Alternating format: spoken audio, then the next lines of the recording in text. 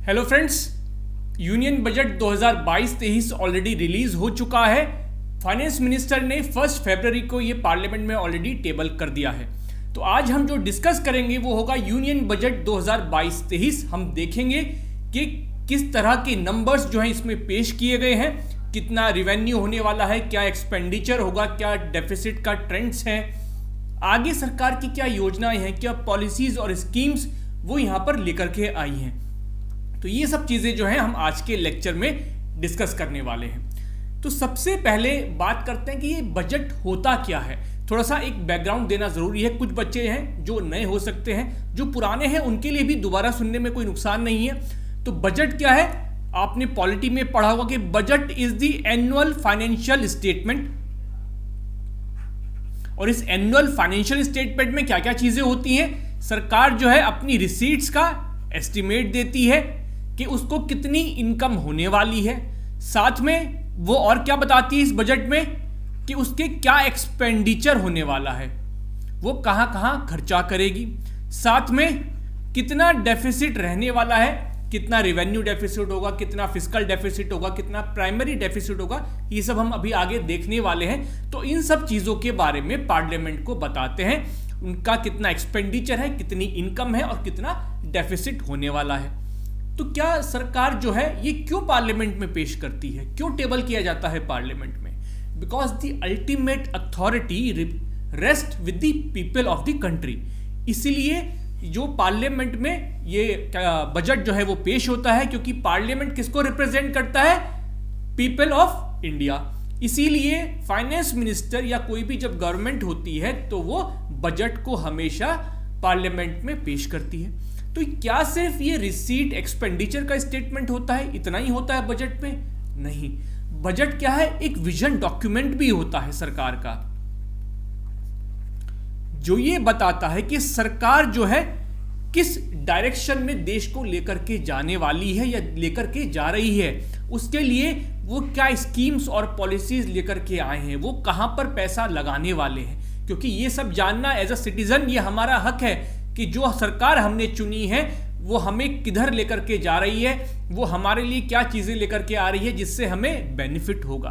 तो इसीलिए एक विजन डॉक्यूमेंट भी है। बजट सिर्फ रिसीट और एक्सपेंडिचर का स्टेटमेंट नहीं है, it is also a vision document जो कि सरकार की एक लॉन्ग टर्म प्लानिंग, एक लॉन्ग टर्म थिंकिंग को भी दर्शाता है।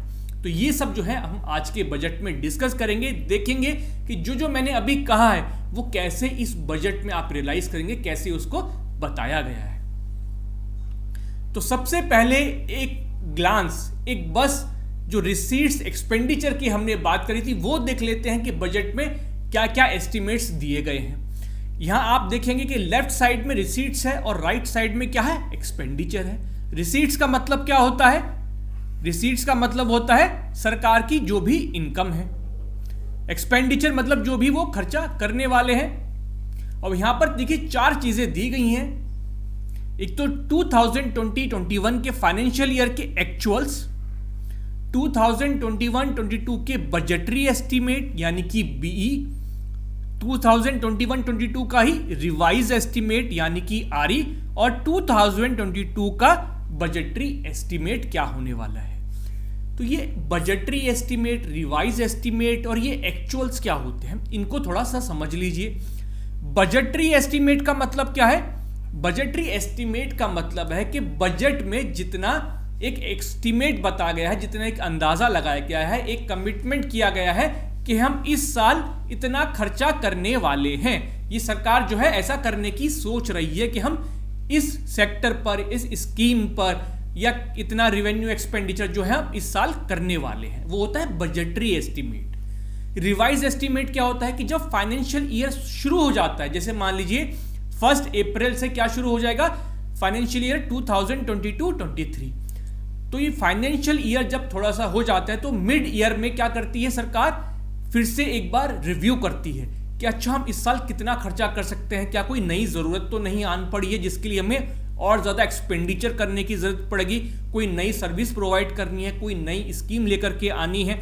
तो सरकार क्या करती है, फिर एक रिवाइज एस्टीमेट पेश करती है कि अब इतना एक्सपेंडिचर होने वाला है, क्योंकि हमने कुछ नई सर्विसेज ऐड करी हैं या कुछ नया ऐसा काम आ गया है, कोई इमरजेंसी आ गई है, या फिर हो सकता है कि सरकार की इनकम कम हो जाए तो सरकार अपना एक्सपेंडिचर भी रिड्यूस कर दे। तो मिड ईयर में रिव्यू करने के बाद जो सरकार एस्टिमेट पेश करती है उसको कहते हैं रिवाइज्ड एस्टिमेट। अब एक्चुअल्स का मतलब क्या है? एक्चुअल्स का मतलब है एक्चुअली में सरकार ने जितना खर्चा इनकर किया, एक्चुअली में कितना उसने एक्सपेंड किया या कितनी इनकम उनकी आई, वो होता है एक्चुअल्स। तो रिसीट्स के बारे में बात करें तो जो 2022-23 का बजटरी एस्टीमेट है रिवेन्यू रिसीट्स का, वो कितना है? अराउंड 22 लाख करोड़। और कैपिटल एक्सपेंडिचर कितना एस्टिमेटेड है? 17 लाख करोड़, यानी कि अराउंड 39 लाख करोड़ की सरकार जो है उसको रिसीट्स आने वाली हैं, जिसमें से 22 लाख क्या होंगी? आपकी रिवेन्यू रिसीट्स, और बाकी 17 लाख कौन होंगी? Capital receipts. अब ये रिवेन्यू रिसीट्स, कैपिटल रिसीट्स क्या होता है? ये एक्सपेंडिचर की अगर हम बात करें तो एक्सपेंडिचर में 31 लाख करोड़ जो है वो खाली रिवेन्यू एक्सपेंडिचर है। वहीं आप कैपिटल एक्सपेंडिचर की बात करें तो लगभग वो 7.5 लाख करोड़ है। तो ये रिवेन्यू रिसीट्स, रिवेन्यू एक्सपेंडिचर, ये कैपिटल रिसीट्स, ये कैपिटल एक्सपेंडिचर, ये टर्म से आप क्या समझते हैं? रिवेन्यू रिसीट्स का मतलब होता है वो सरकार की वो इनकम जो कि रिकरिंग हो या फिर किसी तरह की डेट क्रिएट ना करती हो, उसको कहते हैं रिवेन्यू रिसीट्स। कैपिटल रिसीट्स का अगर आप सीधे शब्दों में कहें तो या तो जो चीज आपकी जो एसेट्स है उसको रिड्यूस करती है या फिर वो किसी तरह की डेट होती है, वो होती है कैपिटल रिसीट्स। रिवेन्यू रिसीट जैसे income tax, corporate tax, GST, ये सब क्या है? रिवेन्यू रिसीट्स है। कैपिटल रिसीट जैसे कि बोरोइंग करी, ये सरकार मान लीजिए डिसइन्वेस्टमेंट कर देती है, तो उसका जो एसेट था, जैसे मान लीजिए किसी एयर इंडिया को बेच दिया, तो एयर इंडिया क्या था? उसके लिए एसेट था, उसने अपने एसेट को बेचा, तो उससे जो इनकम आई वो क्या होगी? कैपिटल रिसीट होगी। रिवेन्यू एक्सपेंडिचर, रिवेन्यू एक्सपेंडिचर का मतलब क्या होता है? एक मेंटेनेंस के लिए जो दिया जाता है जिससे कोई एसेट्स क्रिएट नहीं होते, वो रिवेन्यू एक्सपेंडिचर होता है। ठीक है। कैपिटल एक्सपेंडिचर क्या होता है? कैपिटल एक्सपेंडिचर से एसेट्स क्रिएट होते हैं, जैसे स्कूल्स, हॉस्पिटल्स, रोड्स, ब्रिजेस, है ना, जो फर्दर हेल्प करते हैं in the growth of the economy, तो वो उसको कहते हैं हम कैपिटल एक्सपेंडिचर। तो आपके यहाँ ये कॉन्सेप्ट्स भी क्लियर हो गए और आपको ये नंबर्स पता चल गए। ये नंबर्स क्यों डिस्कस कर रहे हैं? क्योंकि ये आपके एग्जाम पॉइंट ऑफ व्यू से इंपॉर्टेंट है। प्रीलिम्स में आपसे पूछा जा सकता है ना, कि इस साल जो है फाइनेंशियल 2022-23 में कितना एक्सपेंडिचर, कैपिटल एक्सपेंडिचर सरकार करने वाली है, इस तरह के आपसे पूछा जा सकता है सवाल। मेंस में ये डेटा जो है आपको अपने आंसर को वैलिडेट करने में हेल्प करता है, इसलिए ये नंबर्स, जो भी नंबर्स मैं यहां डिस्कस करूंगा वो इंपॉर्टेंट नंबर्स होंगे जिनको आप अपने एग्जाम में यूज कर सकते हैं। अब बात आती है सरकार जो भी रिसीट्स आ रही हैं या जो सरकार जो एक्सपेंडिचर कर रही है, ये कहां से तो सरकार की इनकम आ रही है, रिसीट्स आ रही हैं, और कहां पर सरकार इसको स्पेंड करती है, ये उसका एक लेखा जोखा है। मान लीजिए सरकार के पास 1 रुपए की इनकम है या 1 रुपए की उसकी रिसीट्स आती हैं, तो उस 1 रुपए में से 35 पैसे कहां से आते हैं? वो उसकी लाइबिलिटीज होती हैं, उसकी बोरोइंग्स होती है, मतलब एक तरह से जो वो कर्जा ले रही है वो होती है बोरिंग और अदर लाइबिलिटीज।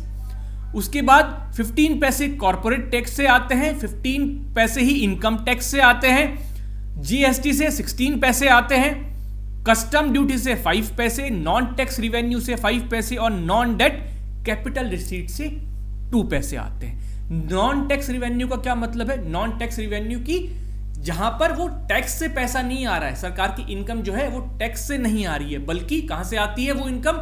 जैसे सरकार ने मान लीजिए किसी को लोन दिया है तो उस पर जो इंटरेस्ट मिलता है, सरकार के पास बहुत सारी पीएसयूज हैं तो उनसे जो उसके पास डिविडेंड आता है, तो ये सब क्या है? सरकार की नॉन टैक्स रिवेन्यू इनकम है। Non debt capital receipt, non debt capital receipt का मतलब जैसे डिसइन्वेस्टमेंट, अब वहां कोई डेट तो नहीं है, कर्जा तो नहीं है, बट क्योंकि आपकी एसेट कम हो गया इसलिए वो कैपिटल रिसीट है। और कैसी कैपिटल रिसीट है? नॉन डेट क्रिएटिंग, तो वहां से 2 पैसे आते हैं। तो सरकार के पैसे कहां से आते हैं वो आपने देख लिया।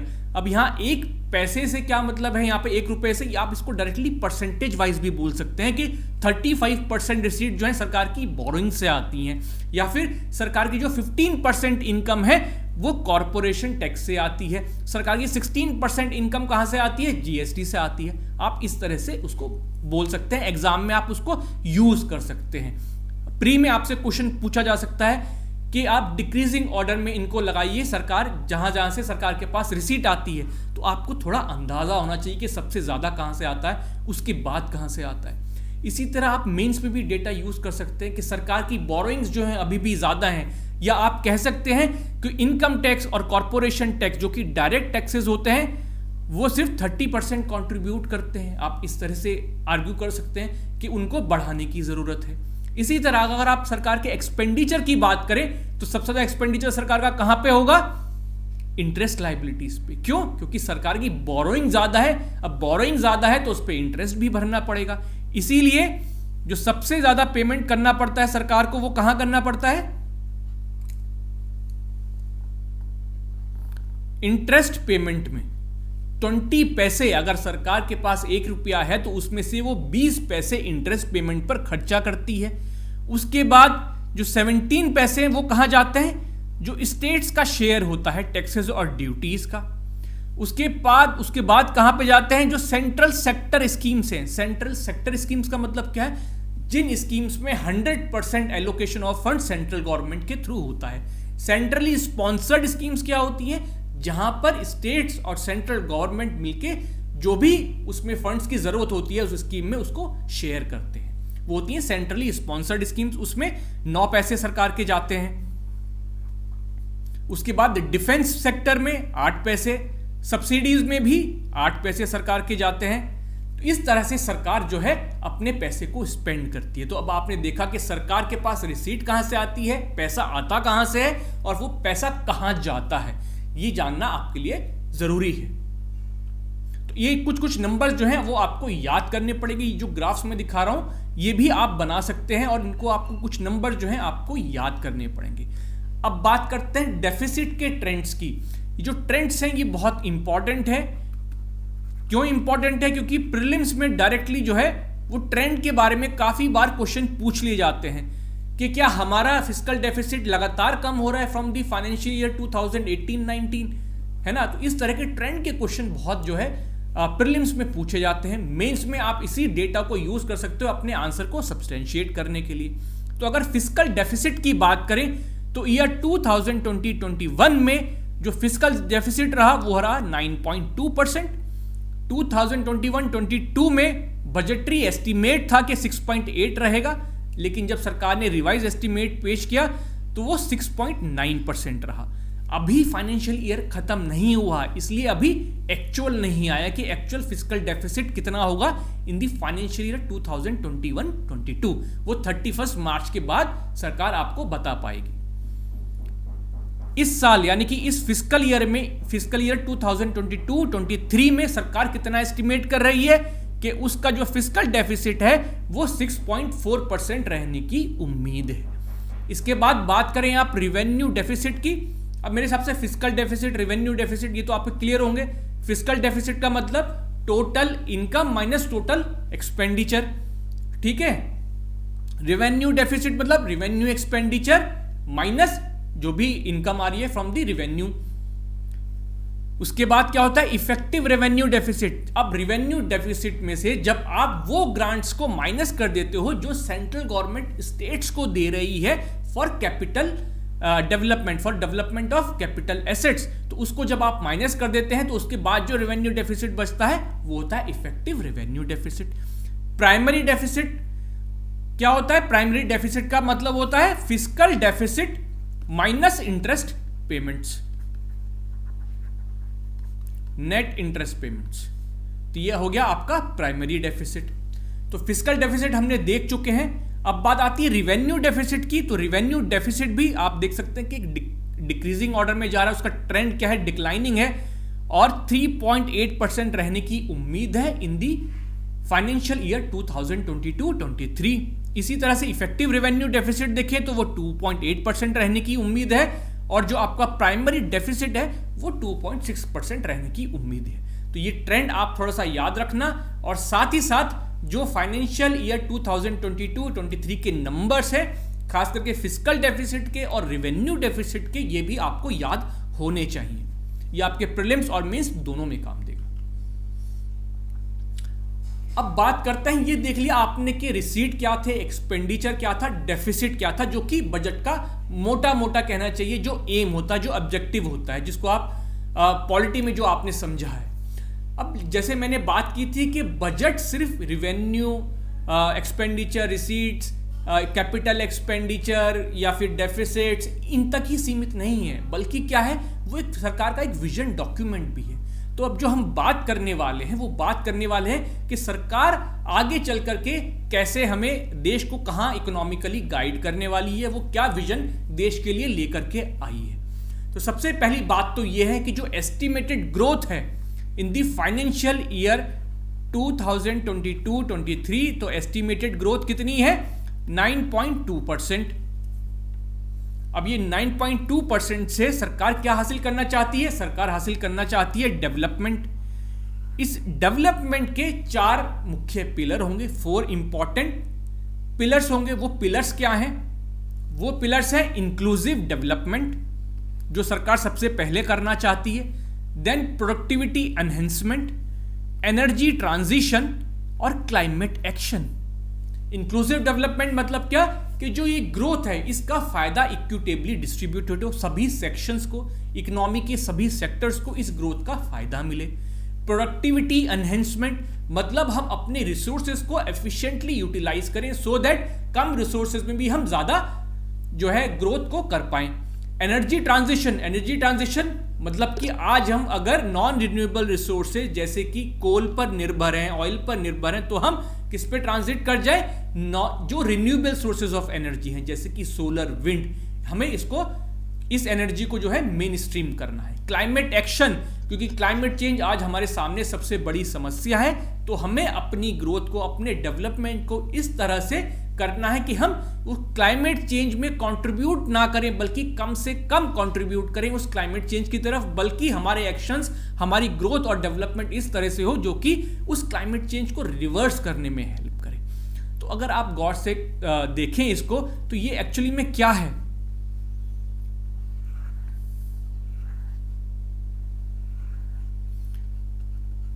ये जो पार्ट है इंक्लूसिव डेवलपमेंट और प्रोडक्टिविटी एनहेंसमेंट, तो ये क्या है, this is related to growth और प्रॉफिट। दिस प्रोडक्टिविटी एनहेंसमेंट, जब बात करते हैं इंक्लूसिव डेवलपमेंट की, it is related to people, कि जो ग्रोथ हो वो इक्विटेबल हो। और ये जो दोनों चीजें हैं, एनर्जी ट्रांजिशन और climate action, it is related to our planet, कि प्लैनेट को कैसे सेफगार्ड करना है, कैसे क्लाइमेट चेंज और इन सब चीजों से बचा जाए। तो ये क्या होता है, जो डेवलपमेंट इन तीनों चीजों का ध्यान रखे, पीपल का भी, प्लैनेट का भी और प्रॉफिटेबिलिटी का भी, उसी को क्या कहते हैं आप, सस्टेनेबल डेवलपमेंट।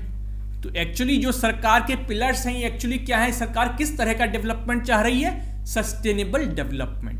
तो ये जो 4 पिलर्स हैं, ये हमें कहां लेकर के जाएंगे, टुवर्ड्स सस्टेनेबल डेवलपमेंट। तो ये सरकार का जो है आइडिया है कि जो हमारी ग्रोथ है, जो हम 9.2% चाहते हैं, जो भी आगे ग्रोथ होने वाली है, ये कैसी हो, ये डेवलपमेंट सस्टेनेबल डेवलपमेंट है। और सस्टेनेबल डेवलपमेंट के ये 4 पिलर्स होंगे आपके। अब बात करते हैं सरकार के विजन पर, सरकार का क्या ब्लूप्रिंट है, एक लॉन्ग टर्म विजन क्या है। तो सरकार का कहना है कि अब जो है अमृत काल की शुरुआत हो चुकी है।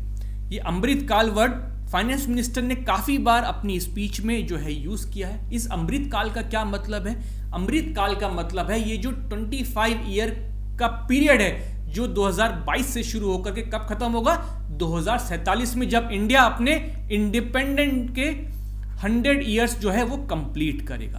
तो अमृत काल is actually the 25 year period beginning from 2022 and ending in 2047 when Indian independence will turn 100 years। तो ये है अमृत काल, जो कि 25 साल का पीरियड है। अब इस अमृत काल का आप अगर जेनेसिस ढूंढे, तो सबसे पहले जो है प्राइम मिनिस्टर मोदी ने इसको, जो इंडिपेंडेंस डे की स्पीच थी 2021 की, इसमें यूज किया था उन्होंने। और उनका क्या विजन था इस अमृत काल को लेकर के, उनका विजन था कि जो आगे डेवलपमेंट हो, ये इंक्लूसिव डेवलपमेंट हो, ये सस्टेनेबल डेवलपमेंट हो, और जो आज हमारे बीच में जो कहना चाहिए एक डिवाइड है, डेवलपमेंटल डिवाइड है between rural and urban areas, between different sections of the people, between different sectors of economy, ये सब दूर हो और एक ऐसा अमृत काल आए जब तक हम 100 साल के हों, मतलब इंडिपेंडेंस के बाद, तो हम एक डेवलप्ड कंट्री वाला स्टेटस हो, जो ये डिवाइड है ये खत्म हो जाए।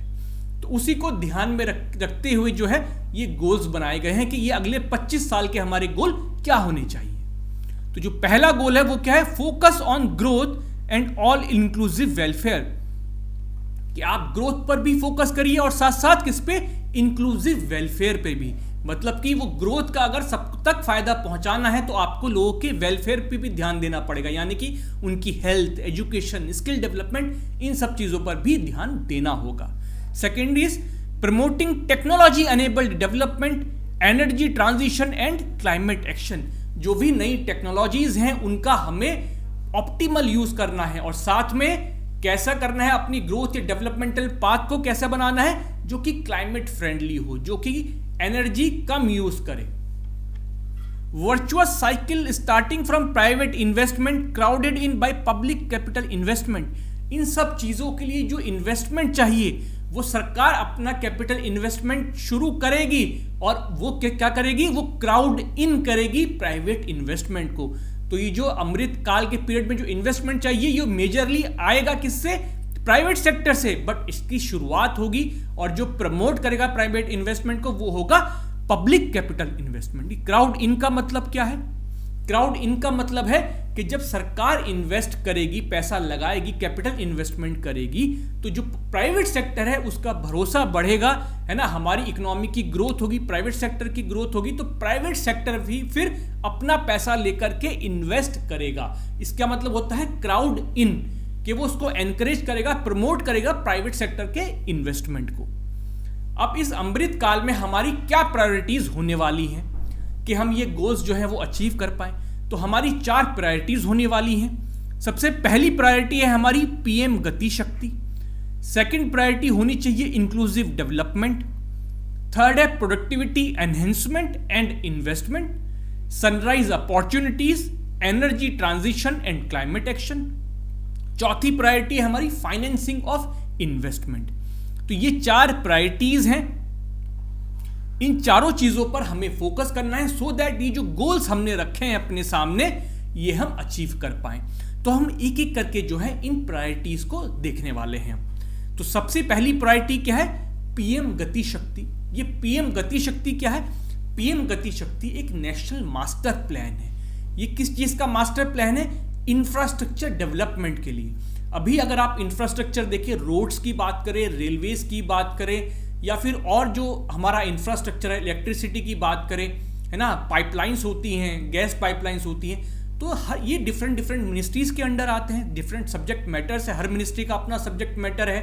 तो क्या होता है कई बार कि हम जो मिनिस्ट्रीज हैं वो सिलोज में काम करती हैं। पता चला अभी यहाँ पर सड़क खोद के गई, यहाँ पे एक पाइपलाइन बिछाई, फिर जो है सड़क बना दी, फिर 15 दिन बाद पता चला फिर से कोई और मिनिस्ट्री आ रही है, उसको कोई और काम करवाना है। तो हमारे बीच में कोऑर्डिनेशन नहीं होता, कोऑर्डिनेशन नहीं होता तो कई बार उसकी वजह से डिले होते हैं, रिसोर्सेज का जो है ठीक से यूटिलाइजेशन नहीं होता, वेस्टेज ऑफ रिसोर्सेज होता है। तो इसीलिए क्या बनाया गया है, एक नेशनल मास्टर प्लान बनाया गया है जो कि डिफरेंट मिनिस्ट्रीज के बीच में बेटर कोऑर्डिनेशन लेकर के आएगा, जो हमारी लॉजिस्टिक्स कॉस्ट है उसको रिड्यूस करेगा और एक बेहतरीन वर्ल्ड क्लास इंफ्रास्ट्रक्चर जो है इंडिया को प्रोवाइड करेगा।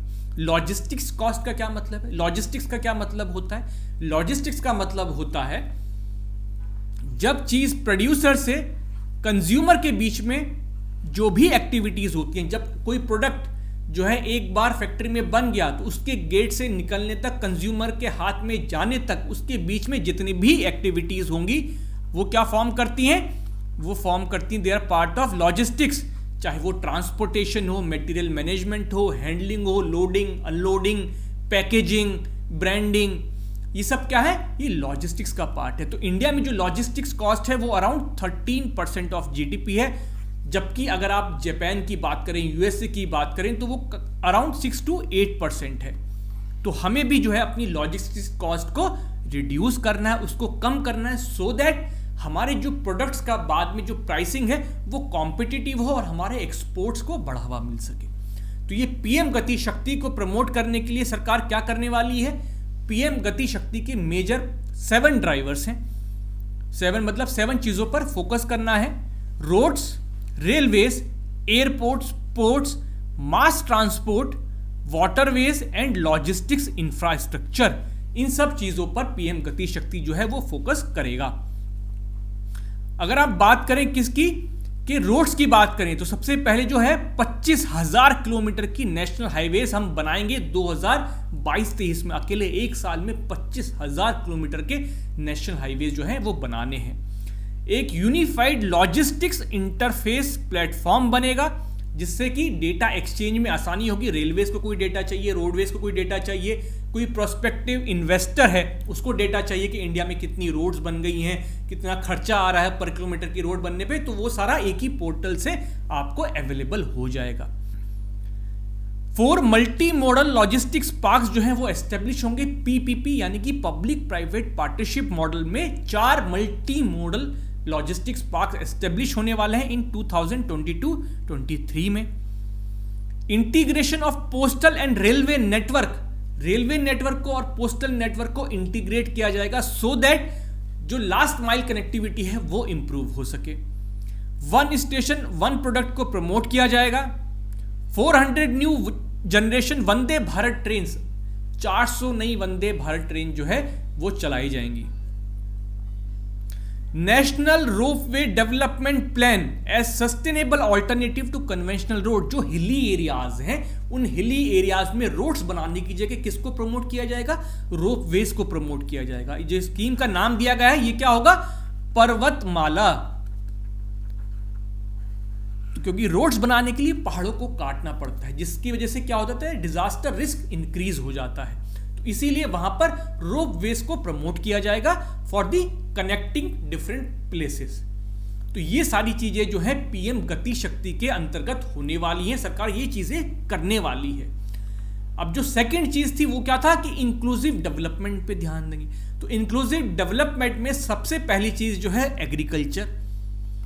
एग्रीकल्चर क्यों लिया गया है? सरकार ने एग्रीकल्चर पे क्यों फोकस किया है? क्योंकि एग्रीकल्चर सेक्टर आज भी सबसे ज्यादा लोगों को एम्प्लॉयमेंट प्रोवाइड करता है। About half of our population जो है वो एग्रीकल्चर में एम्प्लॉयड है। तो इसलिए इस सेक्टर का डेवलपमेंट जो है वो बहुत जरूरी है अगर आपको इंक्लूसिव डेवलपमेंट करना है। तो जो सबसे अच्छी बात हमारी एग्रीकल्चर की रही है कि डिस्पाइट पैंडेमिक शॉक 2020-21 में भी और 21-22 में भी ये नेगेटिव जोन में नहीं गई है बल्कि पॉजिटिव जोन में ही रही है।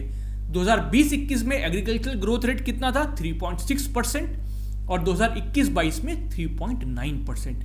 मतलब हमारा एग्रीकल्चर प्रोडक्शन जो है उसकी जो वैल्यू है वो लगातार इंक्रीज हुई है डिस्पाइट पैंडेमिक। तो ये हमारे लिए बहुत ही अच्छी बात थी। तो इस सेक्टर के लिए सरकार ने क्या क्या करने वाले हैं जो कि इंक्लूसिव डेवलपमेंट में हेल्प करेगा। तो यहां पर सबसे पहली बात क्या है कि एमएसपी दिया गया है। सरकार कह रही है कि 2.37 lakh crore direct payment to 163 lakh farmers. Chemical free natural farming को बढ़ावा दिया जाएगा जैसे कि ऑर्गेनिक फार्मिंग को। Promoting post harvest value addition, consumption and branding of millet products.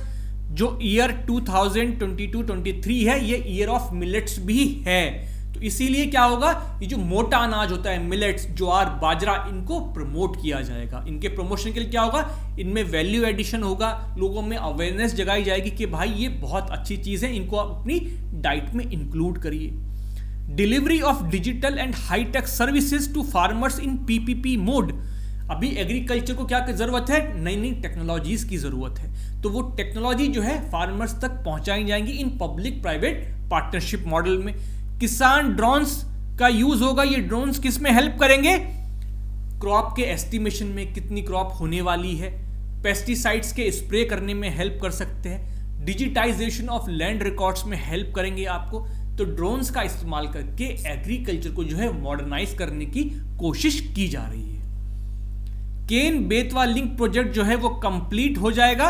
उससे क्या होगा, अराउंड 9 लाख फार्मर्स को जो है वो लाभ मिलेगा। और ऐसे 5 और इंटरलिंकिंग ऑफ रिवर प्रोजेक्ट हैं जिससे क्या होगा कि जो इरिगेशन फैसिलिटीज हैं वो इंप्रूव होंगी और उससे जो हमारी एग्रीकल्चर प्रोडक्टिविटी है वो और इंप्रूव होगी। उसकी वजह से जो किसानों की इनकम है वो इंप्रूव होगी। इंक्लूसिव डेवलपमेंट में जो सेकंड आइटम है वो क्या है? एजुकेशन और स्किल डेवलपमेंट। हम कहते हैं इंडिया में जॉबलेस ग्रोथ हुई है या इस ग्रोथ का फायदा सिर्फ कुछ ही लोगों को मिला है। वो क्यों मिला है? क्योंकि जो एजुकेशन और स्किल डेवलपमेंट में हम काफी पीछे रहते हैं, है ना। हमारा ड्रॉप आउट रेट ज्यादा है, हमारी जो क्वालिटी एजुकेशन है वो नहीं है, स्किल डेवलपमेंट में हमारा ध्यान नहीं है। सिर्फ 2% लोग ही क्या है? स्किल्ड है हमारी labour force. Only 2% of our labour force is skilled. तो यहां पर क्या काम सरकार करने वाली है, यहां पर क्या स्कीम्स लेकर के आई है, क्या स्टेप्स लेंगे? सबसे पहली बात है universalization of quality education. Education को हर एक तक पहुंचाना है। और कैसी एजुकेशन को? क्वालिटी एजुकेशन को। सिर्फ क्वांटिटी में नहीं कि प्राइमरी स्कूल्स हर गांव में खुल गए और बच्चों को पढ़ना लिखना नहीं आता है, सिंपल अरिथमेटिक नहीं कर पाते हैं, बट उनको क्वालिटी एजुकेशन भी मिलनी चाहिए। तो उस क्वालिटी एजुकेशन को हर एक तक पहुंचाया जाए, उसके लिए सरकार क्या स्टेप्स लेने वाली है? 1 class 1 TV channel programme to be expanded to 200 TV channels. आपने ये स्वयं प्रभा का नाम सुना होगा, जिसके जरिए क्या है? सरकार जो है दूर दराज, remote areas, island areas, hilly areas में भी पहुंच रही है, बच्चों तक पहुंच रही है, स्टूडेंट्स तक पहुंच रही है कि उनको क्वालिटी एजुकेशन जो है उनको घर बैठे मिल सके। तो ये जो DTH चैनल्स हैं ये कितने हो जाएंगे? बढ़कर के 200 चैनल जो है सरकार करने वाली है। Virtual labs and skilling e labs to promote critical thinking skills and stimulated learning environment. 750 virtual labs establish की जाएंगी जो कि क्रिटिकल थिंकिंग को बढ़ावा देंगी, प्रमोट करेंगी, बच्चों को मजबूर करेंगी कि वो सोचें, जो प्रॉब्लम्स को एनालाइज करें, उसके लिए फिर नए सॉल्यूशंस लेकर के आए। बच्चों को क्या बनाना है? प्रॉब्लम सॉल्वर बनाना है। इसी तरह क्या होगा? स्किलिंग ई लैब्स वो क्या प्रमोट करेंगी? Stimulated learning environment. कि मान लीजिए किसी को कुछ इलेक्ट्रिसिटी के बारे में समझाना है तो उसका एक स्टिमुलेटेड एनवायरनमेंट क्रिएट होगा, उसके ऐसा दिखाया जाएगा कि जैसे वो सही में किसी ट्रांसफार्मर पर काम कर रहा है या किसी इलेक्ट्रिकल इंस्ट्रूमेंट के साथ काम कर रहा है। बिल्कुल ऐसी रियल कंडीशंस उसको बना करके दिए जाएंगे, एक वर्चुअल एनवायरनमेंट ऐसा बनाया जाएगा सो दैट वो ज्यादा अच्छे से समझ पाए। A digital university will be established with world class quality universal education। एक डिजिटल यूनिवर्सिटी भी सरकार एस्टेब्लिश करने जा रही है। High quality E content will be delivered through digital teachers. या डिजिटल टीचर्स का मतलब है कि जो कि नई टेक्नोलॉजी का अच्छे से यूज कर पाए, जो कि डिजिटल स्किल्स में अच्छे हों, तो उनके जरिए क्या पहुंचाया जाएगा? क्वालिटी कंटेंट लोगों तक पहुंचाया जाएगा। स्किल डेवलपमेंट में क्या करने वाले हैं? Digital ecosystem for skilling and livelihood. Desh stack e portal will be launched to promote online training. अब सिर्फ जो ट्रेनिंग है ऐसा नहीं है कि आपको फिजिकली कहीं जाकर करनी होगी, उस ट्रेनिंग को ऑनलाइन करने के लिए एक नए पोर्टल की शुरुआत होगी, देश स्टैक ई पोर्टल। यानी कि देश का यहां पर मतलब क्या है? Digital ecosystem for skilling and livelihoods. इसी तरह स्टार्टअप्स को प्रमोट किया जाएगा to facilitate drone Shakti for drone as a service. जो स्टार्टअप्स हैं खास करके जो ड्रोन्स का यूज कर रहे हैं उनको प्रमोट किया जाएगा कि आप ड्रोन्स को एज अ सर्विस प्रोवाइड करो, आप सर्विस प्रोवाइडर बन जाओ, जो कि ड्रोन्स जो हैं वो डिफरेंट चीजों के लिए यूटिलाइज हो सकते हैं। वो आर्मी पर्पस के लिए भी यूटिलाइज हो सकते हैं, बॉर्डर पर निगरानी करने के लिए। जब मान लीजिए कोई डिजास्टर आ जाए तो वहां का एक असेसमेंट करने के लिए कि कितना डैमेज हुआ उसके लिए भी यूज हो सकता है। फिर जैसे दंगे होते हैं, वायलेंस होता है, तब वहां मॉनिटरिंग करने के लिए भी हो सकता है। कोविड टाइम्स में जो लोग जो है रूल्स रेगुलेशंस तोड़ रहे थे उनको नजर रखने के लिए भी ड्रोन्स का इस्तेमाल किया गया था। तो ड्रोन्स के डिफरेंट यूसेजेस निकाले जाएं और स्टार्टअप्स जो है इसमें लीड लें, उनको प्रमोट किया जाएगा। इसके बाद जो सबसे इंपॉर्टेंट चीज क्या है? हेल्थ, एजुकेशन, स्किल डेवलपमेंट और हेल्थ बहुत जरूरी है। किसके लिए? इंक्लूसिव डेवलपमेंट के लिए। तो हेल्थ केयर सेक्टर में सरकार जो है क्या स्टेप्स लेने वाली है? National digital health ecosystem will be rolled out. ये क्या होगा? एक यूनिवर्सल एक आईडी बन जाएगा, आपका एक डेटाबेस बन जाएगा, एक यूनिक आईडी के साथ आपका एक पेशेंट का आईडी होगा। उस आईडी पर जो है आपके सारे जो भी पिछले आपको क्या क्या बीमारियां हुई हैं, डॉक्टर ने क्या क्या चीज़ें प्रिस्क्राइब की गई हैं, आपके क्या टेस्ट हुए थे, उनके टेस्ट का रिजल्ट क्या था। तो एक ऐसा नेशनल डिजिटल हेल्थ डेटाबेस बन जाएगा, और जिसके जरिए जो है आप जब डॉक्टर को जाएंगे तो आपको अपने सारे वो टेस्ट की कॉपियां और सब ये सब नहीं लेके जाने पड़ेंगे। आप क्या है, अपनी आईडी बताइए, डॉक्टर डालेगा, उसके पास सब कच्चा चिट्टा आपका निकल करके आ जाएगा। National tele mental health programme. Mental health बहुत ही एक बड़ा इशू है और एक नेग्लेक्टेड इशू है जिस पर बहुत अवेयरनेस नहीं है। तो हमारी वेलबींग के लिए हमारी मेंटल हेल्थ अच्छी होना बहुत जरूरी है। उसी को सरकार ने ध्यान में रखते हुए एक national tele mental health programme launch किया है। किसके लिए? क्वालिटी काउंसलिंग के लिए, कि लोग आए, बात करें, अपनी जो भी उनके अंदर बातें चल रही हैं जिसकी वजह से वो परेशान है, तो उनको शेयर कर सकते हैं और उनको एडुकेट जो है काउंसलिंग प्रोवाइड की जाएगी। इंटीग्रेटेड आर्किटेक्चर किसके लिए? मिशन शक्ति, मिशन वात्सल्य, सक्षम आंगनवाड़ी एंड पोषण 2 टू बी लॉन्च्ड। ये जो स्कीम्स है किसके लिए हैं? ये welfare of women and children.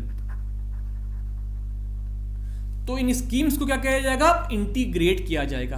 अगर आप बात करें मिशन शक्ति की, तो ये क्या है? मिशन शक्ति में क्या है कि जो भी मेजर स्कीम्स हैं विमेन के लिए, उनको इंटीग्रेट करके एक एम्ब्रेला स्कीम बनाई गई है जिसका नाम है मिशन शक्ति, जो कि socio economic empowerment of women seek करती है। मिशन शक्ति में कौन कौन सी स्कीम है? जैसे कि प्रधानमंत्री मातृ वंदना योजना है ना, Beti Bachao Beti Padhao, one stop centre, police volunteer, ये सारी चीजें किस में आती हैं? आपकी मिशन शक्ति में आती हैं। मिशन वात्सल्य क्या है कि बेस्ट ब्रेस्ट फीडिंग को प्रमोट करने के लिए ये मिशन वात्सल्य लॉन्च किया गया था, क्योंकि जो ब्रेस्ट फीडिंग शुरू में की जाती है इन्फेंट्स को, वो उनको बहुत सारी इम्यूनिटीज देती है जिसकी वजह से वो हेल्दी होते हैं और बीमारियों से दूर रहते हैं। तो ब्रेस्ट फीडिंग को प्रमोट करने के लिए मिशन वात्सल्य को लाया गया था।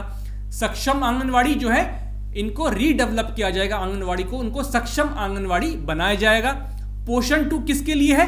न्यूट्रिशन के लिए, विमेन एंड चिल्ड्रन के न्यूट्रिशन के लिए जो है पोषण 2 अभियान चलाया जा रहा है। तो इन सबको इंटीग्रेट किया जाएगा, एक इंटीग्रेटेड आर्किटेक्चर बनेगा।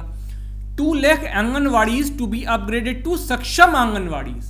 तो 2 लाख आंगनवाड़ियों को क्या किया जाएगा? उनको रीडेवलप किया जाएगा इनटू सक्षम आंगनवाड़ी। अगर आप बात करें सक्षम आंगनवाड़ी और पोषण 2 अभियान की, तो उनको कितना बजट एलोकेट हुआ है इस साल?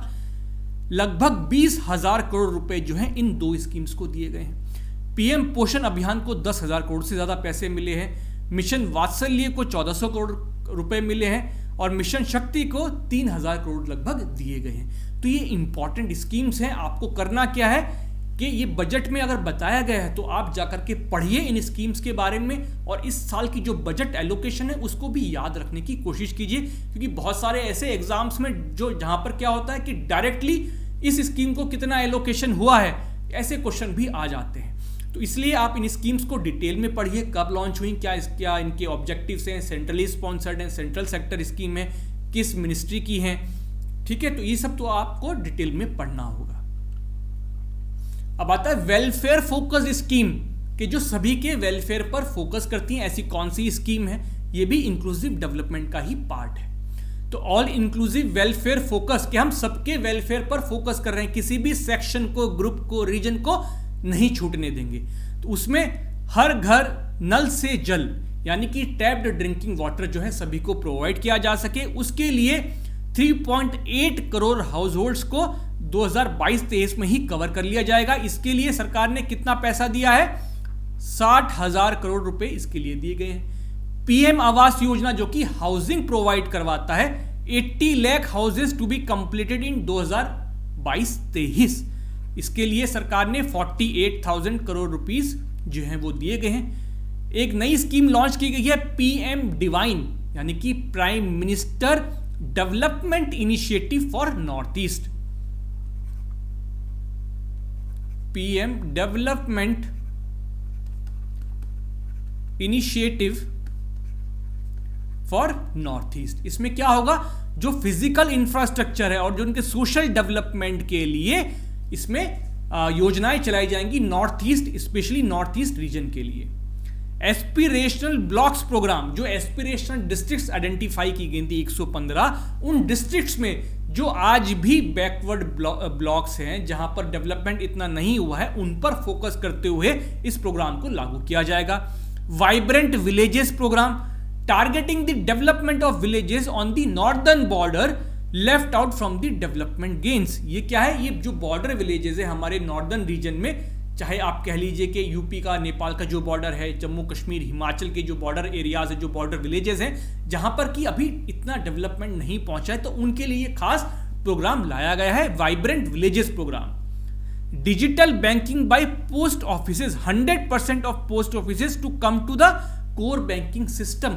जो कोर बैंकिंग सिस्टम जिसमें आज शेड्यूल्ड कमर्शियल बैंक्स हैं, पोस्ट ऑफिसेज भी इस कोर बैंकिंग सिस्टम का हिस्सा बन जाएंगे। तो आप सोचिए कि बैंकिंग सिस्टम की जो रीच है वो कितनी वाइड हो जाएगी, क्योंकि भले सी गांव में किसी में बैंक की ब्रांच नहीं हो, लेकिन पोस्ट ऑफिस जो है जनरली होता है। पोस्ट ऑफिस की जो रीच है वो बैंक से बहुत ज्यादा है। अब जब वो कोर बैंकिंग सिस्टम में आ जाएंगे तो बैंकिंग की जो फैसिलिटीज की जो रीच है, जो अवेलेबिलिटी है, जो एक्सेसिबिलिटी है, वो बहुत इंक्रीज हो जाएगी। उसके बाद डिजिटल पेमेंट्स को प्रमोट किया जाएगा। जो शेड्यूल्ड कमर्शियल बैंक्स हैं, to set up 75 digital banking units in 75 districts में। देश की 75 डिस्ट्रिक्ट्स में जो शेड्यूल्ड कमर्शियल बैंक्स हैं वो फुल्ली डिजिटल यूनिट्स बनाएंगे, मतलब जो ब्रांच होगी वो फुल्ली डिजिटल होगी। तो ये सब क्या है? ये वेलफेयर फोकस्ड प्रोग्राम्स हैं जो सरकार ने लिए हैं फॉर इंक्लूसिव डेवलपमेंट। एमएसएमई एक बहुत इंपॉर्टेंट सेक्टर है, जो फार्मिंग के बाद अगर देखें तो सबसे ज्यादा लोगों को एम्प्लॉयमेंट प्रोवाइड करता है। हमारे एक्सपोर्ट्स में बहुत योगदान है। तो एमएसएमई, चाहे एक्सपोर्ट्स की बात करें आप, चाहे आप एम्प्लॉयमेंट की बात करें, चाहे आप कंट्रीब्यूशन टू जीडीपी की बात करें, एमएसएमई सेक्टर हमारे लिए बहुत इंपॉर्टेंट है। तो एमएसएमई सेक्टर को कैसे भूल जाते? तो एमएसएमई सेक्टर के लिए क्या किया गया है? Interlinking various portals. अब एमएसएमई की सुविधा के लिए बहुत सारे पोर्टल्स बना दिए गए हैं। असीम पोर्टल है, उद्यमी मित्र पोर्टल है, ई श्रम पोर्टल है। तो अब इन सारे पोर्टल्स को लिंक किया जाएगा, सो दैट अलग अलग पोर्टल्स पर कुछ इंफॉर्मेशन देने के लिए या लेने के लिए ना जाना पड़े, एक ही पोर्टल से आपका काम हो जाए। Extending ECLGS with focus on hospitality and related enterprises, यानी कि जो इमरजेंसी कंडीशंस में जो गारंटी देती है सरकार आपको क्रेडिट देने के लिए, लोन देने के लिए, उसको हॉस्पिटैलिटी और जो रिलेटेड एंटरप्राइजेस हैं उनको एक्सटेंड किया गया है। क्यों किया गया है? क्योंकि कोविड सिचुएशन की वजह से जो सबसे ज्यादा जिसको डैमेज हुआ, जिसको नुकसान हुआ, वो था हॉस्पिटैलिटी सेक्टर। तो इस हॉस्पिटैलिटी सेक्टर को दोबारा अपने पांव पर खड़ा करने के लिए सरकार क्या दे रही है? इनके लिए गारंटी दे रही है कि इनको आप लोन दीजिए, बैंक्स को कहेगी इनको आप लोन दीजिए, इनकी गारंटी जो है हम ले रहे हैं। Revamping credit guarantee trust for medium and small enterprises, यानी कि credit CGTMS, credit guarantee trust for medium and small enterprises. इसमें क्या है कि एडिशनल 2 लाख करोड़ का लोन जो है एमएसएमई को दिया जाएगा। एक नया प्रोग्राम शुरू होगा, raising and accelerating MSME performance, ramp. ये रोल आउट होगा। इसका क्या मकसद होगा, क्या एम होगा इसका होगा कि इनकी कॉम्पिटिटिवनेस बढ़ाई जाए, इनको ज्यादा रेजिलियंट बनाया जाए कि ऐसा कोविड की वजह से या किसी डिजास्टर की वजह से कोई शॉक आए तो ये उसको रेजिस्ट कर पाएं, ये खड़े रहें मजबूती से, इनके जो प्रोडक्ट्स हैं ये ज्यादा कॉम्पिटिटिव हो, सो दैट हमारे एक्सपोर्ट जो है वो इंक्रीज हो। तो उसके लिए रैंप प्रोग्राम लाया गया है। अगर आप बात करें सी, मतलब कि हमारी तीसरी प्रायोरिटी, और तीसरी प्रायोरिटी में बहुत सारे छोटे छोटे सब हेडिंग्स थी। तो उसमें पहला क्या था? Productivity enhancement and investment. तो इस प्रोडक्टिविटी को एनहेंस करने के लिए, इन्वेस्टमेंट को प्रमोट करने के लिए सरकार क्या स्टेप्स ले रही है, इसमें उनको बताया गया है। तो पहली चीज क्या है कि ईज ऑफ डूइंग बिजनेस को प्रमोट किया जाएगा, क्योंकि अगर ईज ऑफ डूइंग बिजनेस होगा तो ऑब्वियसली जो है ज्यादा से ज्यादा इन्वेस्ट जो है आपके पास आएगा। तो उसमें ईज ऑफ डूइंग बिजनेस में क्या करेंगे?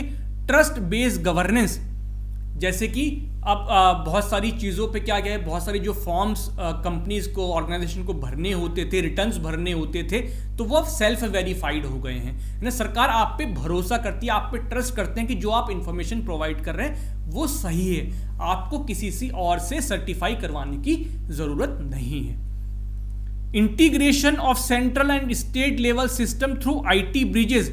अब मान लीजिए किसी को कोई कंपनी शुरू करनी होती है तो उसको कुछ परमिशन सेंट्रल गवर्नमेंट से लेनी होती हैं, कुछ चीज़ें उसको स्टेट गवर्नमेंट से लेनी होती हैं। तो क्या किया जाएगा, अब इन सब जो परमिशंस का ये लफड़ा है या उनको कुछ डॉक्यूमेंट सबमिट करने होते हैं, तो इन सबको इंटीग्रेट किया जाएगा कि सेंट्रल लेवल पर भी और स्टेट लेवल पर भी, सो दैट कोई भी आदमी को इतने सारे फॉर्म्स या इतनी सारी प्रक्रिया से, प्रोसेस से ना गुजरना पड़े। उसको इंटीग्रेट कर देंगे तो वो समस्या जो है हल हो जाएगी। तो आपको अपना बिजनेस स्टार्ट करना है तो वो सब आपके लिए ईजी हो जाएगा।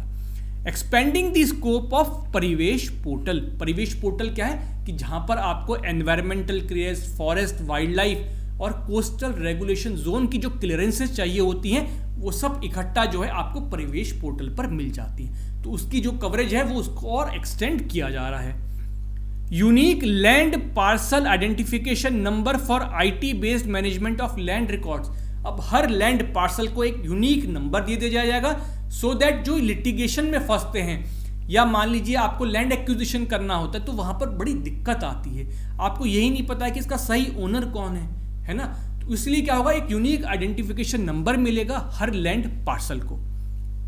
तो आपकी लिटिगेशंस कम हो जाएंगी, आपकी जो लैंड एक्विजिशन कॉस्ट है वो रिड्यूस होगी, और उसकी वजह से जो इंफ्रास्ट्रक्चर प्रोजेक्ट्स हैं या जो कोई नया बिजनेस स्टार्ट करना है वो करना इजी हो जाएगा। Establishing CPACE to facilitate voluntary winding up of companies. ये CPACE एक ऐसा सेंटर होगा जो कि कंपनीज जो भी वाइंड अप करना चाहती हैं, अपने आप को बंद करना चाहती हैं, उनका उस वाइंडिंग अप प्रोसेस को ये इंक्रीज करेगा। क्योंकि अभी जो है इंडिया में लगभग 1 साल से 2 साल तक के करीब वक्त लगता है किसी कंपनी को वाइंड अप करने के लिए। तो उस टाइम पीरियड को हम रिड्यूस करना चाहते हैं टू 6 months। तो इसलिए इस CPACE सेंटर का जो है वो एस्टेब्लिशमेंट होगा। ये क्या होगा, centre for providing accelerated corporate exit. उसके बाद क्या है, 5G को प्रमोट किया जाएगा अंडर PLI स्कीम। PLI मतलब प्रोडक्शन लिंक्ड इंसेंटिव स्कीम, ये इंपॉर्टेंट स्कीम है, इसके बारे में प्लीज आप जाकर के पढ़िएगा। तो 5G को प्रमोट करेंगे। ईज ऑफ लिविंग के लिए क्या क्या चीजें करने वाले हैं, क्योंकि ईज ऑफ लिविंग भी बहुत जरूरी है। अगर आपको लोगों की प्रोडक्टिविटी बढ़ानी है, लेबर की प्रोडक्टिविटी बढ़ानी है, अगर आपको इन्वेस्टमेंट लाना है तो लोग आकर के रहें आपके यहाँ, उस चीज़ों को प्रमोट करने के लिए सरकार क्या क्या करने वाली है। Issuance of chip embedded passport. जो आपके पासपोर्ट्स होंगे वो अब चिप एम्बेडेड होंगे, जैसे कि आपके ये डेबिट कार्ड, क्रेडिट कार्ड हो गए हैं, उसमें चिप लगी होती है। इसी तरह से अब आपके जो पासपोर्ट होंगे उसमें भी चिप लगी होगी, और उस चिप से आपकी सारी डिटेल्स जो हैं वो निकल जाएंगी। Modernisation of building bylaws, implementing town planning programmes. तो जो बायलॉज हैं उनको मॉडर्नाइज करने की जरूरत है, जो बेकार लॉज हैं, रूल्स रेगुलेशंस हैं, उनको वीड आउट करेंगे। Establishing centre of excellence in urban planning. हमारे अर्बन एरियाज क्या है, बहुत वल्नरेबल है ना। अगर आप देखें कि थोड़ी सी बारिश पड़ जाए तो दिल्ली मुंबई जो है बिल्कुल बह जाते हैं। तो अर्बन प्लानिंग में कहीं ना कहीं हमारी कमी है, तो इसलिए क्या होगा, एक सेंटर ऑफ एक्सीलेंस बनाएंगे अर्बन प्लानिंग के लिए। तो ये सारी चीजें जो है सरकार करने वाली है for productivity enhancement and investment. Second part क्या है, सनराइज अपॉर्चुनिटीज को कैप्चर कर रहा है। सनराइज सेक्टर्स या सनराइज अपॉर्चुनिटीज क्या है, सनराइज मतलब जो उगता हुआ हो, वो सेक्टर्स जो अभी बहुत आपको प्रोमिनेंट नहीं लग रहे हैं, बट आगे चल करके इनकी ग्रोथ की या इनके प्रोमिनेंट होने की बहुत ज़्यादा संभावना है। ये आगे जाके सूरज की तरह चमकने वाले हैं। तो वो कौन से सेक्टर्स आइडेंटिफाई किए हैं बजट में, artificial intelligence, geospatial systems, drones, semiconductor, space economy, pharmaceuticals, genomics, green energy, clean mobility system. इसमें क्या करना है, हमें इसमें एडवांटेज लेनी है, जल्दी से इन सेक्टर्स में हमें ग्रोथ चाहिए, क्योंकि अगर हम जितनी जल्दी इन सेक्टर्स में ग्रोथ हासिल करेंगे, जितनी जल्दी इन टेक्नोलॉजीज को अपनाएंगे, उतनी ही जल्दी हम ग्रो कर पाएंगे और बाकी देशों की तुलना में हम आगे निकल जाएंगे। तो इसके लिए सरकार क्या करने वाली है, सपोर्टिव पॉलिसीज बनाएंगी कि इन सेक्टर्स को सपोर्ट किया जाए। लाइट टच रेगुलेशन, मतलब इनका हाथ मरोड़ने वाली रेगुलेशंस नहीं बनाएंगे कि इनको बिजनेस करने में दिक्कत आए, इनको ग्रोथ को जो स्टिफल करे, ऐसे रूल्स रेगुलेशंस नहीं बनाएंगे। Facilitative actions to build domestic capacities and promotion of R&D will guide the government's approach. इन सेक्टर्स में R&D को प्रमोट किया जाएगा। इन सेक्टर्स में क्या होगा, हम इस तरह के एक्शंस लेंगे जो हमारी डोमेस्टिक कैपेसिटी को इंप्रूव करें। हमें ये ना हो कि हमें ये बाहर से इंपोर्ट करनी पड़ रही है ये जो टेक्नोलॉजीज है। फॉर R&D और स्पेसिफिकली R&D के लिए सरकार जो है एकेडेमिया, इंडस्ट्री और पब्लिक इंस्टीट्यूशन के साथ कोलैबोरेशन भी करेगी और साथ में इसके ऊपर इन्वेस्टमेंट भी करेगी, अपना तरफ से कंट्रीब्यूशन भी देगी। तो ये सनराइज अपॉर्चुनिटीज को कैप्चर करने के लिए ये स्टेप्स लिए जाएंगे।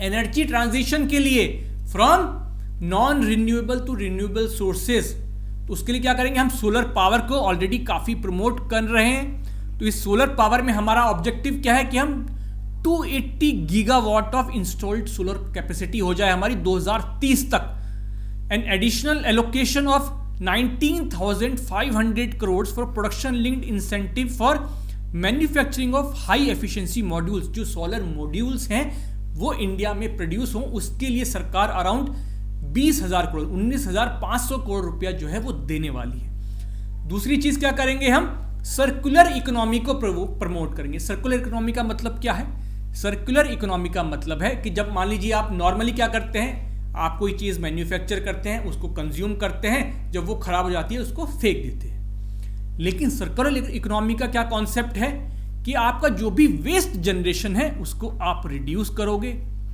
आपका जो भी सामान है आप उसको रिसाइकिल कर सकते हो, आप उसको रीयूज कर सकते हो, आप उसको रिफर्बिश करो, आप रिकवर करो। मतलब आपका जो वेस्ट जनरेशन है वो कम से कम होना चाहिए, और जो वेस्ट जनरेट का हो रहा है उसको आप कैसे यूटिलाइज कर सकते हैं, क्या आप उसको उससे कोई और चीज बना सकते हैं, क्या आप उसको रिसाइकिल कर सकते हैं, क्या आप अपनी किस तरह से ये कर सकें कि जो भी हम वेस्ट जनरेट कर रहे हैं किसी भी तरह का वो मिनिमाइज हो सके। वो है सर्कुलर इकोनॉमी, कि कोई वेस्ट जो है इससे बाहर ना निकले। हर चीज क्या हो, कोई प्रोड्यूस हुई है, कंज्यूम हो, उसका जो वेस्ट जनरेट हुआ है वो फिर से एक नया प्रोडक्ट का रूप ले ले। तो यह है circular economy. Fourth is climate action. Climate change को ना होने देने के लिए हम क्या क्या स्टेप्स लेने वाले हैं। ये क्लाइमेट एक्शन को रोकने के लिए, मतलब क्लाइमेट चेंज को रोकने के लिए हम क्या एक्शंस लेने वाले हैं वो यहां पर बताए गए हैं। Transition to carbon neutral economy, मतलब कि जो हमारे कार्बन डाइऑक्साइड एमिशंस हैं वो रिड्यूस हो पाए और हम कार्बन न्यूट्रल बन जाएं। कार्बन न्यूट्रल मतलब जितना हम कंज्यूम कर रहे हैं हम उससे ज्यादा ना छोड़ें। 5 to 7% biomass pellets will be co-fired in thermal power plants resulting in CO2 savings of 38 million metric tons annually। हम क्या करेंगे, जो कार्बन डाइऑक्साइड निकल रही है उससे क्या बनाएंगे, का ये पैलेट्स बनाएंगे बायोमास के, और बायोमास पैलेट्स को कहां पे यूज करेंगे, थर्मल पावर प्लांट्स में जो कि कोल के ऊपर चलते हैं। तो उसकी वजह से क्या होगा, इतनी CO2 को निकलने से हम रोक सकते हैं। Energy efficiency and saving measures को प्रमोट किया जाएगा कि भाई LED बल्ब लगाइए, ज़्यादा एनर्जी एफिशिएंट होते हैं। एनर्जी सेविंग डिवाइसेस लगाइए जो कि 5 स्टार रेटिंग के हों। कोल के क्षेत्र में क्या करने वाले हैं, हम कोल गैसिफिकेशन प्लांट्स को प्रमोट करेंगे। उसके लिए 4 पायलट प्रोजेक्ट्स हम लगाने वाले हैं और कोल को केमिकल्स में कन्वर्ट करेंगे जो हमारी इंडस्ट्री के लिए जरूरत होती है। एग्रो फॉरेस्ट्री को प्रमोट किया जाएगा। उसके लिए सरकार क्या करेगी, फाइनेंशियल सपोर्ट भी देगी to scheduled caste and scheduled tribes. तो ये सारी चीजें हम करेंगे टू प्रिवेंट क्लाइमेट चेंज। अब जो चौथी प्रायोरिटी है वो है फाइनेंसिंग ऑफ इन्वेस्टमेंट, कि जो पैसा लगने वाला है, ये जो हम सारे स्टेप्स ले रहे हैं इसके लिए पैसा कहां से आएगा, ये इन्वेस्टमेंट कहां से आएगा। तो सबसे पहले जो एक ग्राफ दिखाया गया है, ये वाला ग्राफ, इसमें यह दिखाया गया है कि हम 2022-23 में अपना रेवेन्यू एक्सपेंडिचर को अगर आप देखें तो उसको हम कम कर रहे हैं, और जो हमारा कैपिटल एक्सपेंडिचर है हम उसको इंक्रीज कर रहे हैं। तो सबसे पहली बात तो ये सरकार हमें बताना चाह रही थी। दूसरी बात क्या है कि हम क्या करेंगे, पब्लिक इन्वेस्टमेंट को प्रमोट करेंगे, सरकार अपना कंट्रीब्यूट करेगी, सरकार खुद पैसा लगाएगी इनको फाइनेंस करने में, और साथ ही में प्राइवेट इन्वेस्टमेंट को क्राउड इन करेगी, प्राइवेट इन्वेस्टमेंट को बढ़ावा देगी। डिजिटल रुपी को इंट्रोड्यूस किया जाएगा बाय आरबीआई, और जो रिसोर्सेज चाहिए हमें, जो फाइनेंस एक्चुअली में आएगा, तो जो भी हमें ग्रीन इंफ्रास्ट्रक्चर डेवलप करना है, ग्रीन इंफ्रास्ट्रक्चर मतलब जो जैसे एनर्जी से रिलेटेड कि हमें रिन्यूएबल सोर्सेज ऑफ एनर्जी के को इंस्टॉल करना है, हमें मान लीजिए जो क्लाइमेट एक्शन की हम बात कर रहे हैं कि कोल गैसिफिकेशन प्लांट्स एस्टेब्लिश करने हैं, है ना, या हमें ई व्हीकल्स को प्रमोट करना है, तो वो सारी चीज़ें जो कि आपके एनवायरनमेंट फ्रेंडली होते हैं, तो उन सब इंफ्रास्ट्रक्चर के लिए जो इन्वेस्टमेंट चाहिए होता है उसको लाने के लिए आप क्या करेंगे, ग्रीन बॉन्ड्स को इशू करेंगे। तो नॉर्मल बॉन्ड्स क्या होते हैं जो आप किसी भी चीज़ के लिए यूज कर सकते हो, ग्रीन बॉन्ड्स क्यों इशू किए जाते हैं, स्पेसिफिकली ग्रीन इंफ्रास्ट्रक्चर को डेवलप करने के लिए। जो इंफ्रास्ट्रक्चर स्टेटस दिया जाए किसको, डेटा सेंटर्स को और एनर्जी स्टोरेज सिस्टम को, सो दैट अगर इंफ्रास्ट्रक्चर एक बार स्टेटस मिल गया तो इनको प्रायोरिटी सेक्टर लैंडिंग मिल जाएगी, जो लोन जो है इनको आसानी से मिलेगा और कम रेट पे मिलेगा। तो हमारे जो डेटा सेंटर्स हैं और एनर्जी स्टोरेज सिस्टम है ये ज़्यादा अच्छे से डेवलप हो पाएंगे।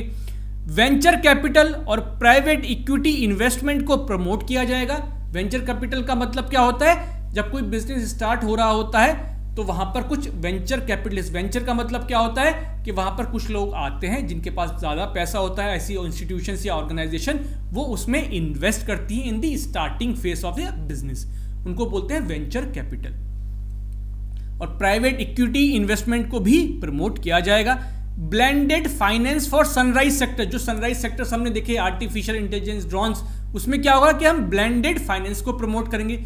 ब्लेंडेड फाइनेंस का मतलब क्या है कि जो डेवलपमेंट फाइनेंस है, मान लीजिए आपको किसी से ग्रांट मिला है, किसी कंट्री ने आपको एड दी है, उसके साथ साथ आप क्या करेंगे, आप प्राइवेट इन्वेस्टमेंट को भी उसमें प्रमोट करेंगे। तो ये क्या बन जाएगा आपका ब्लेंडेड फाइनेंस। ब्लेंड होगी ना दो चीजों का, डेवलपमेंट फाइनेंस भी, ग्रांट्स एड्स जो आपको मिली है, और साथ में प्राइवेट इन्वेस्टमेंट भी। तो इन सारी जगहों से जो है हम अपना इन्वेस्टमेंट लेने वाले हैं, अपने फाइनेंसेस को पूरा करेंगे। साथ में यहां पर क्या होगा कि जब इन्वेस्टमेंट हो रहा है, जो खर्चा होगा वहां पर स्टेट्स को जो है वो इंपॉर्टेंस दी गई है, उनको फोकस दिया गया है कि वो भी अपना खर्चा कर, क्योंकि बहुत सारी स्कीम्स, बहुत सारी ऐसे स्टेप्स हैं जहां पर स्टेट्स को साथ में लाए बिना नहीं चल सकता है। तो जो scheme for financial assistance to states for capital investment है, उसके लिए अब ज्यादा पैसा दिया जाएगा। स्टेट्स को अलाउड होगा कि वो 4% of gross state domestic product तक फिस्कल डेफिसिट को लेकर के जा सकते हैं। 2021-22 का अगर आप एस्टिमेट करें तो 3.7% जो है फिस्कल डेफिसिट स्टेट्स का रहने वाला था, कंबाइंड फिस्कल डेफिसिट, उसको बढ़ा करके सरकार ने एक अलाउंस दिया है कि आप 4% तक लेकर के जा सकते हैं, बशर्ते उसमें एक कंडीशन है कि आप जो पावर सेक्टर में रिफॉर्म्स लेकर के आएंगे। ये हो गया हमारा पूरा कहना चाहिए जो भी बजट का विजन था, वो क्या चीज करने वाले हैं, कैसे करने वाले हैं, वो सब बताया गया। अब ये जो हम बताने जा रहे हैं एलोकेशन टू मेजर स्कीम्स, ये आपके प्रीलिम्स के लिए इंपॉर्टेंट है। प्रीलिम्स पॉइंट ऑफ व्यू से, जैसे मैं बार बार कह चुका हूं कि आपसे डायरेक्टली क्वेश्चन पूछ लिया जाता है कि कितना एलोकेशन हुआ है बजट से इस पर्टिकुलर स्कीम को। तो यहाँ कुछ इंपॉर्टेंट स्कीम्स हैं, जैसे कि नेशनल हेल्थ मिशन, उसको अराउंड 38,000 करोड़ रुपीस मिले हैं। जल जीवन मिशन, इसको कितने मिले हैं, 60,000 करोड़ मिले हैं। अगर आप देखिए नेशनल एजुकेशन मिशन को, तो यहां पर कितने मिले हैं, इनको भी अराउंड 40,000 करोड़ रुपया मिला है। प्रधानमंत्री ग्राम सड़क योजना, इनको कितना मिला है, 19,000 करोड़ रुपए मिले।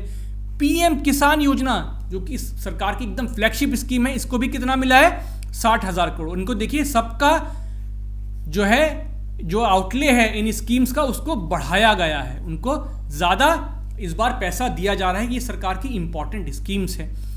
वहीं आत्मनिर्भर भारत रोजगार योजना, इसको भी 5,000 से बढ़ा करके 6400 करोड़ रुपए दिए गए हैं, 6400 करोड़ रुपीस। प्रधानमंत्री स्वास्थ्य सुरक्षा योजना, इसमें भी आउटले को बढ़ाया गया और 7400 करोड़ से 10,000 करोड़ कर दिया गया है। तो ये सारी स्कीम्स इंपॉर्टेंट है। ना सिर्फ आपको यहां पर ये याद रखना है कि कितना एलोकेशन हुआ है, बल्कि इन स्कीम्स को आपको डिटेल में भी पढ़ना है। अब ये मिनिस्ट्री वाइज एलोकेशन है, ये इतना इंपॉर्टेंट नहीं है, जस्ट एक कर्सरी आप लुक इसको दे सकते हैं कि सबसे ज़्यादा जो है वो डिफेंस को मिला है बजट, अराउंड 5 लाख करोड़ का है। फिर ministry of consumers and food and public distribution का है, मिनिस्ट्री ऑफ रेलवेज का कितना बजट है ये आप देख सकते हैं, मिनिस्ट्री ऑफ कम्युनिकेशन का है उसको आप देख सकते हैं। तो इस तरह ये टॉप मिनिस्ट्रीज हैं जिनको इसकी सबसे ज़्यादा बजट जो है वो डिस्ट्रीब्यूट हुआ है। अब बात आती है टैक्स प्रपोजल्स की। कॉमन मैन को तो यही वो रहता है कि यार टैक्स में क्या है, बजट में क्या है, वो तो सिर्फ अपने फायदे के बारे में सोचता है कि क्या हमारा कुछ घाटा हुआ है, क्या कुछ फायदा हुआ है, कोई चीज़ महंगी तो नहीं हो जाएगी, कोई चीज़ सस्ती तो नहीं होने वाली है, हमारे इनकम टैक्स पे क्या फ़र्क पड़ा है। तो यहाँ पर ये कुछ प्रपोजल्स हैं, एग्जाम में बहुत ज़्यादा इंपॉर्टेंट नहीं है क्योंकि डायरेक्टली नहीं पूछे जाते हैं, बट कुछ कुछ चीज़ें ऐसी हैं जैसे कि यहाँ जो हाईलाइट की गई हैं जो आपसे पूछी जा सकती है। जैसे कि टैक्स पेयर्स को अब अलाउ कर दिया गया to file updated return within 2 years of correcting errors. अगर आपको लगता है आपने कोई एरर कर दिया है तो आप 2 साल तक रिटर्न जो है वो फाइल कर सकते हैं, अपडेट उसको कर सकते हैं। टैक्स रिलीफ दिया जाएगा to persons with disability, reducing the alternate minimum tax rate and surcharge for corporates. Alternate minimum tax क्या होता है कि कोई कंपनी अगर उसकी जीरो टैक्स लायबिलिटी भी है तो भी उसको एक मिनिमम टैक्स सरकार को देना पड़ता है, उसको वो कहते हैं ऑल्टरनेट मिनिमम टैक्स। जो उसका रेट है उसको रिड्यूस किया गया है, सर चार्जेस को भी रिड्यूस किया गया है फॉर कॉर्पोरेट टैक्स देने के लिए जो है। Income from transfer of virtual assets to be taxed at 30%। आपके वर्चुअल एसेट जैसे कि क्रिप्टो करेंसीज हैं, इससे आपको जो भी फायदा होगा उस पर 30% का आपको टैक्स भरना पड़ेगा। Better litigation management to avoid repetitive appeals. हमारे देश में जो करोड़ों केसेस पेंडिंग है उसमें बहुत बड़ी तादाद टैक्स लिटिगेशन की है। तो अगर सरकार जो है इस टैक्स लिटिगेशन को रिड्यूस कर देगी तो जुडिशरी पे जो बर्डन है वो बहुत हद तक कम हो सकता है। अगर आप इनडायरेक्ट टैक्सेस में चले तो यहां पर आप देख सकते हैं, ग्राफ इतने आपको क्लियर नहीं होगा बट जो नोट्स आपको प्रोवाइड कर रहे हैं उसमें आप इसको देख सकते हैं कि जो हमारा जीएसटी कलेक्शन है, मंथ ऑन मंथ कलेक्शन है, वो काफ़ी अच्छा रहा है। और पिछले अगर आप सोचें कि 3-4 महीनों में हमने लगातार 1 लाख करोड़ से ज़्यादा का जीएसटी हमारे पास आया है। इसी तरह अगर आप बात करें कि जो कस्टम एडमिनिस्ट्रेशन है इन SEZ उसको फुल्ली डिजिटाइज करने जा रही है, IT सिस्टम का यूज़ किया जाएगा कि वहाँ पर जो ह्यूमन इंटरवेंशन है वो रिड्यूस हो सके। जो कंसेशनल रेट्स दिए जाते हैं in capital goods and projects imports gradually and apply A moderate tariff of 7.5%। इसका मतलब क्या है कि अभी तक जो चीज़ें मान लीजिए आप कैपिटल गुड्स इंपोर्ट करते थे तो उनका उस पर जो टैरिफ का मतलब जो टैक्स सरकार लेती थी वो ज़्यादा होता था। उसके बाद जो है सरकार जो है डिफरेंट कंसेशन देती थी कि अगर एग्रीकल्चर के लिए आ रहा है तो आपको 2% की छूट है, अगर आप एक्सपोर्ट करेंगे तो उसमें 3% की छूट है। तो सरकार अब ये चाहती है कि इस तरह के जो कंसेशंस हैं वो चले जाएं और एक जो टैरिफ रेट्स हैं, जो टैक्स रेट्स हैं वो रिड्यूस होकर के एक मॉडरेट लेवल पर आ पाएं, या जैसे कि 7.5% का ही टैक्स लगेगा तो सरकार को किसी तरह का कंसेशन देने की जरूरत नहीं पड़ेगी और कैपिटल गुड्स आसानी से इंपोर्ट भी हो पाएंगे। कैपिटल गुड्स अगर हम इंपोर्ट करते हैं तो they will help in the further growth of industries. Rationalisation of exemptions on implements and tools for agri sector manufactured in India. जो एग्जम्पशंस दिए जाते हैं, जो कंसेशंस दिए जाते हैं एग्रीकल्चरल इम्प्लीमेंट्स पे, एग्रीकल्चरल टूल्स पे, उसको रैशनलाइज करने की कोशिश की जाएगी। देखा जाएगा कि यहाँ सही में ज़रूरत है कि नहीं है, कितना कंसेशन या कितना एग्जम्पशन हम दे रहे हैं, क्या हम कुछ और टैरिफ लें या टैरिफ रेट को रिड्यूस करें, उसको रैशनलाइज करने की कोशिश की जाएगी। Reduction of duty on certain inputs required for shrimp aquaculture. हम श्रिम्प एक्वाकल्चर को प्रमोट करना चाह रहे हैं, इसलिए उनके इंपोर्ट्स के ऊपर जो कस्टम ड्यूटी लगती है उसको हम रिड्यूस करेंगे। तो ये सारे टैक्स प्रपोजल्स थे। जो लेफ्ट साइड में आप देख सकते हैं ये सारे क्या थे, डायरेक्ट टैक्स से रिलेटेड थे। डायरेक्ट टैक्स का मतलब क्या होता है, जिसका इंसिडेंस और बर्डन सेम पर्सन पर पड़ता है, जैसे कि इनकम टैक्स, कॉर्पोरेट टैक्स, जिसके ऊपर लगा है उसी को भरना है। इनडायरेक्ट टैक्स क्या होता है, जिसका बर्डन दूसरे पे पड़े और उसको भरे कोई और, मतलब incidence and burden falls on different persons, कि जैसे कि जीएसटी जो है वो प्रोडक्ट पर लगाया जाता है, उस कंपनी के ऊपर जो है इंसिडेंस होता है, बट भरता कौन है? And consumer. इसलिए वो क्या है? जीएसटी क्या है? एक इनडायरेक्ट टैक्स है। और राइट साइड वाले क्या है?